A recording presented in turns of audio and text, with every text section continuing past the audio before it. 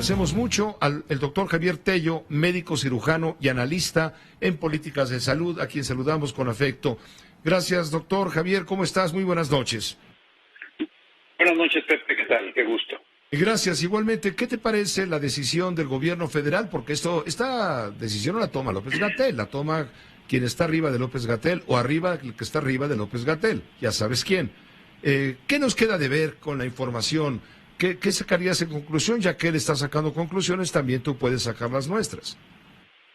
Sí, mira, bueno, antes que nada hay que decir que el ejercicio de estas conferencias de prensa para avisar sobre el estatus de la pandemia inició yo creo que como una buena idea. A mí personalmente me parece una buena idea que no fuera la figura del gobierno, el presidente de la República quien hablara de esto, y tú recordarás que en un principio nos congratulábamos de que fuera aparentemente un científico, que fuera Hugo López-Gatell quien hablara de esto, y que poco tiempo después comenzó a decepcionarnos con algunos dilates y algunas cosas que no venían necesariamente en su papel. Pero bueno, vamos a decir que en un momento cuando la crisis estaba brotando y cuando había incertidumbre y estábamos aprendiendo, era un ejercicio útil.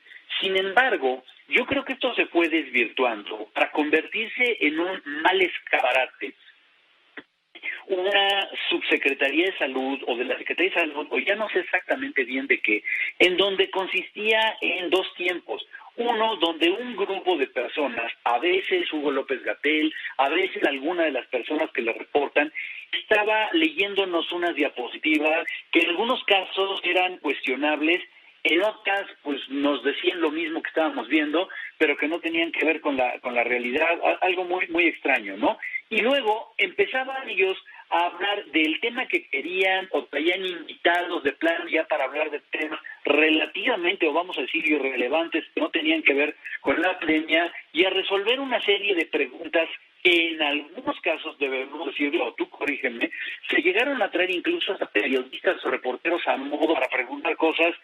Al final del día creo que, y como se comprobó ya en los últimos días, eso se estaba ya saliendo de control. Ya no había un tema que manejar, ya no estaban diciendo cosas realmente útiles, sobre todo hoy, Pepe, y esto es lo interesante, cuando tenemos dos tipos de cifras. Las cifras de cómo va la pandemia, que pueden o no gustar cómo nos las digan, pero al final del día hay mecanismos de cifras abiertas, gente experta que las está analizando y que pues, no las pueden disfrazar porque los números existen y están ahí. Pero cifras que no conocemos, y este es el riesgo, como los de la vacunación.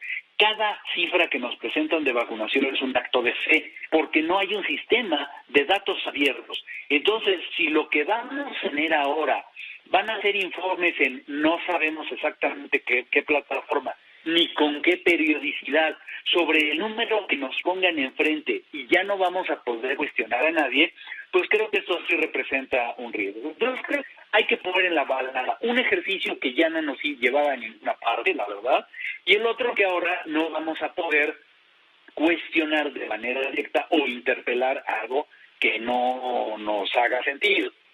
¿Crees tú, Javier Tello, que Hugo López-Gatell actuó más como un político, siguiendo rígidas instrucciones de la Cuarta Transformación y del presidente López Obrador, que como un epidemiólogo, al haber jugado con las cifras y estadísticas de la pandemia terrible de manera conveniente? Nos queda de ver, insisto.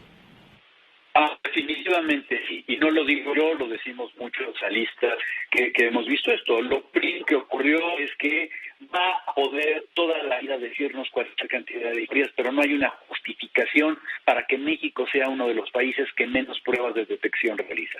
Esto es algo que le debemos a la gente, le debemos a los muertos por COVID, el que no nos hayamos dado cuenta de quiénes estuvieron enfermos, ni siquiera al momento de su muerte. Tenemos un exceso de mortalidad de más de 30,000 personas que no sabemos si tuvieron o no tuvieron COVID porque no se hizo pruebas adecuadas.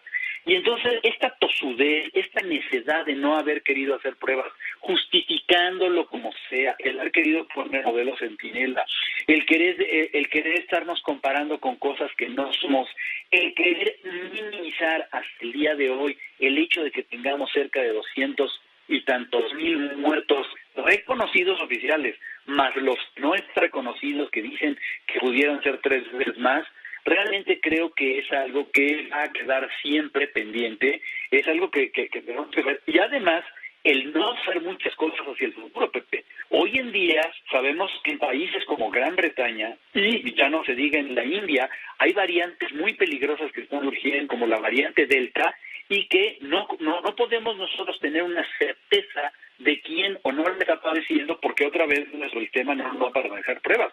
Entonces creo que él ha respondido, ¿sí?, a otro tipo de de posición, que es la de reportarle directamente al presidente y estar para cubrir los intereses mismos de la comunicación gubernamental, pero no como una previsión proactiva y responsable de la pandemia.